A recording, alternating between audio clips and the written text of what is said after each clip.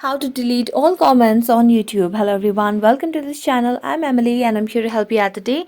So without any delay, let's get started. So first of all, launch the YouTube application on a device and make sure you're logged into your account.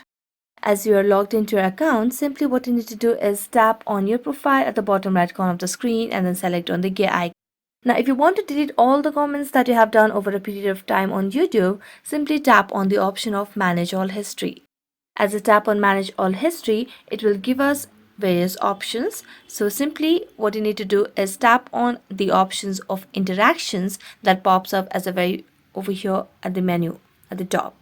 So simply tap on interactions and here select on comments over here, likes and dislikes. So you can also tap on comments and replies. So I'm going to tap on it, and right now it says there are no activity, but if you have commented over here on YouTube on any videos over here, simply you can tap on the cross mark and you'll be able to delete all comments on YouTube. So that's it. Thank you so much for watching this video. See you next time.